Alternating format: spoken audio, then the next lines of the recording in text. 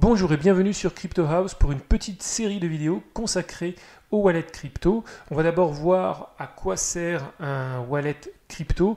Ensuite, on va déballer ensemble un Ledger Nano S, on va le configurer.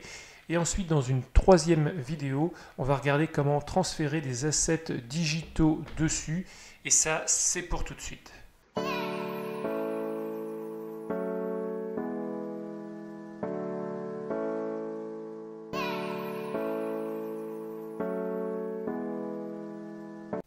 Donc aujourd'hui, on va d'abord expliquer l'intérêt d'installer un wallet, quel que soit le type de wallet d'ailleurs.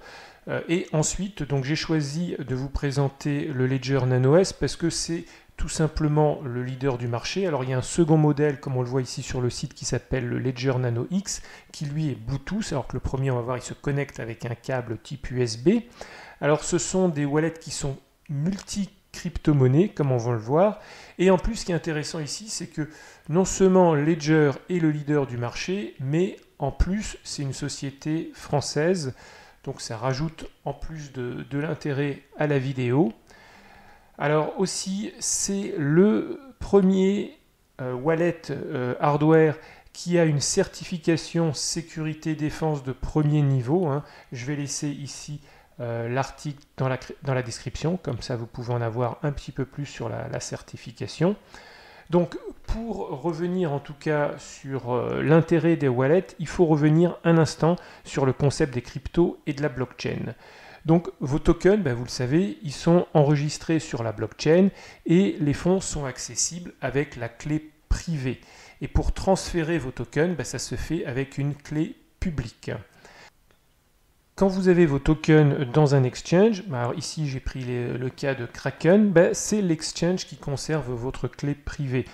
C'est un peu le même concept qu'une banque, vous lui faites confiance pour stocker vos avoirs, donc il conserve votre clé privée, sauf qu'un exchange est accessible en ligne et qu'une partie des fonds sont dans l'exchange conservés sur des hot wallets, donc des wallets qui sont accessibles aux utilisateurs.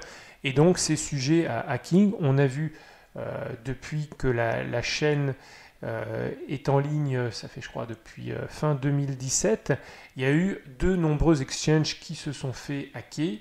Notamment là j'ai retenu par exemple celui de Cryptopia qui était l'exchange néo-zélandais. Quand vous allez aujourd'hui sur le site de Cryptopia, vous voyez qu'il est fermé et il y a un liquidateur qui a été nommé parce que Cryptopia a été hacké et il y a 3,2 millions de dollars qui ont été volés et l'exchange malheureusement n'a pas pu se réveiller ou se retourner suite au hack.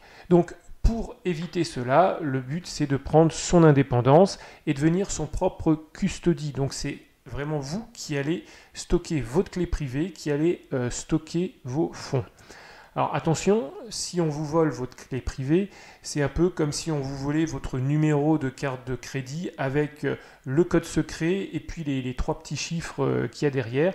Donc si quelqu'un connaît ces informations, il peut vous voler vos fonds. Si quelqu'un connaît votre clé privée, il peut tout à fait vous voler vos fonds, même si vos fonds sont dans un wallet protégé par un mot de passe. Il peut, avec la clé privée, réinitialiser un nouveau wallet. Donc attention, c'est quand même une grande responsabilité que de stocker sa clé privée.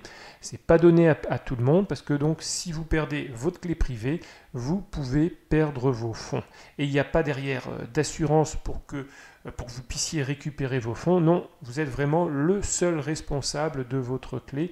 Donc si vous ne vous sentez pas capable de prendre cette responsabilité, alors va falloir avoir le risque que l'exchange puisse se faire hacker, que vous puissiez perdre vos fonds, ou alors il existe aussi aujourd'hui pour les gros investisseurs des assurances, mais il faut aujourd'hui être un gros investisseur. Alors il y a une clé publique et une clé privée associée à chaque crypto et à chaque wallet que vous avez.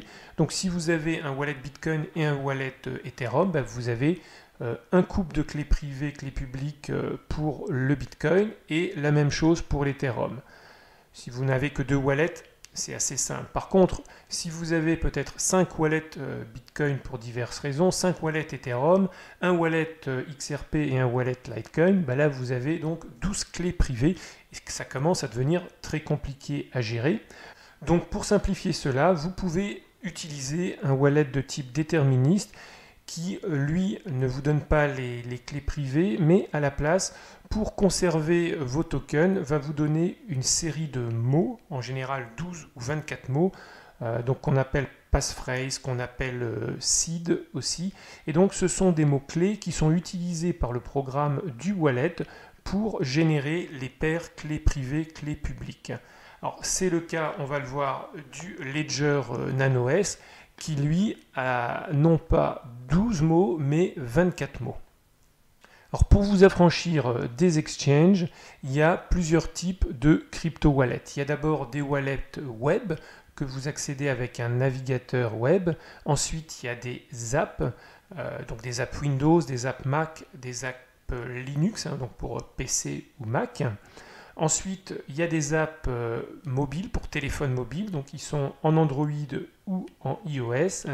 Il y a des wallets papier, tout simplement, où vous conservez la clé privée sur une feuille de papier. Et il y a pour simplifier, des wallets hardware, donc qui sont des crypto wallets physiques, dont fait partie donc la série des Ledger Nano. Et c'est cette dernière catégorie qui va nous intéresser dans la prochaine vidéo, parce qu'on va voir donc comment configurer ce Ledger Nano S.